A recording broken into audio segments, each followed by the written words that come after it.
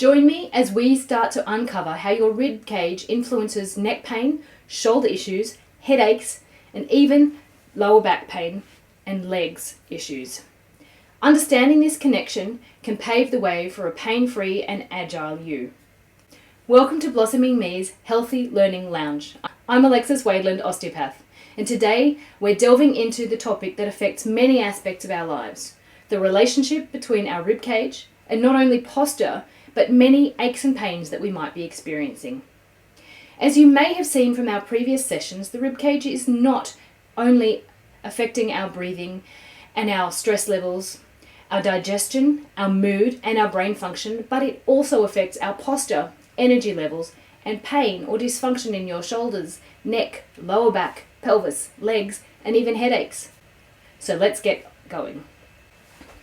Posture and the rib cage. If one of these is off, the other one will be off.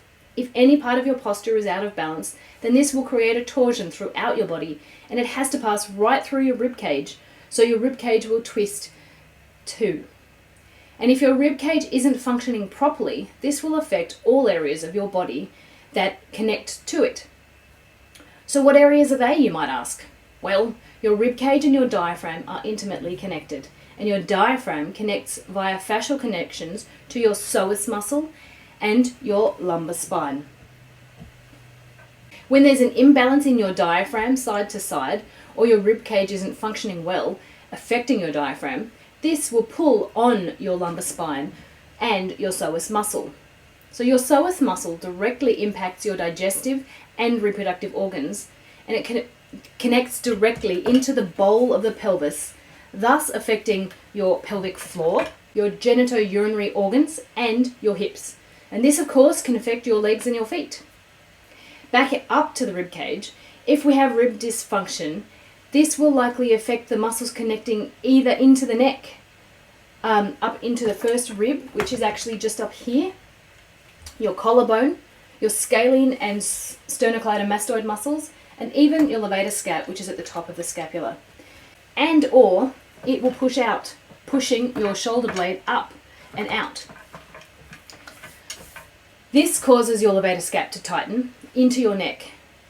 It pulls your glenohumeral joint, the joint commonly referred to as the shoulder joint, up and forwards. And this puts the shoulder in a compromised position. It affects the brachial plexus, a collection of nerves from the neck through to the arms, and it sits here.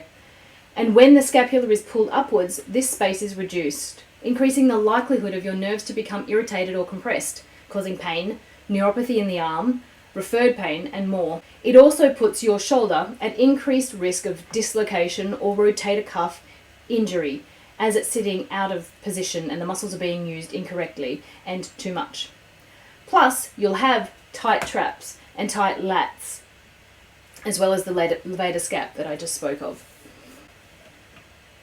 You'll have forward rounded shoulders that you can't comfortably pull back, and probably reduced range of movement of the shoulders. This also sets you up for an increased risk of carpal tunnel, wrist RSI issues, tennis and golfer's elbow, and more. Now let's look at what happens if your vertebrae compress and round forward due to a general ribcage tension. This pulls your neck and tightens your neck muscles, compressing the top of your neck into your skull. This pulls your jaw forward and compromises blood and lymphatic flow into and out of the head. This can cause headaches and even brain fog. Now, if your ribcage tension is caused by the vertebrae compressing and a reduced forward curve, so your vertebrae are actually sitting too straight, you still get really tight muscles up into the neck and head, and it affects your shoulders. But you might be less likely to get jaw and as much head involvement.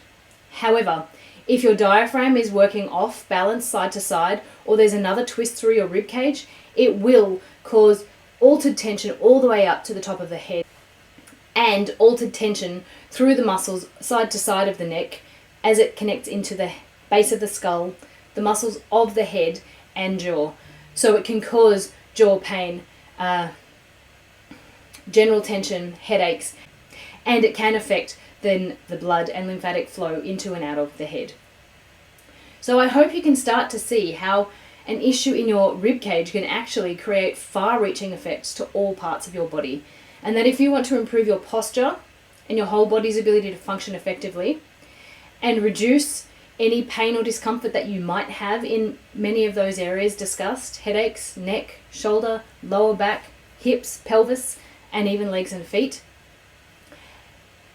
we need to effectively treat the rib cage, give exercises to include an improvement in the rib cage function. And if you are suffering from headaches, neck pain, lower back pain, shoulder issues, it's possible that your rib cage is a cause, and it's highly likely that even if it's not a cause, it's an associated factor that you need to treat. If this is the case, anything that you can do to get your rib cage moving can be beneficial. So side bending, twisting, flexion and extension,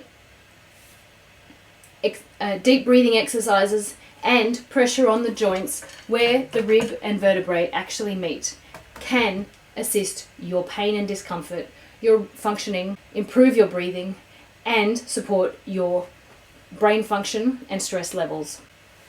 If you'd like to find out further ways to improve the mobility of your rib cage and support your stress levels, your energy levels, and reduce pain levels, click the link below to access my new short course on rib cage remedies.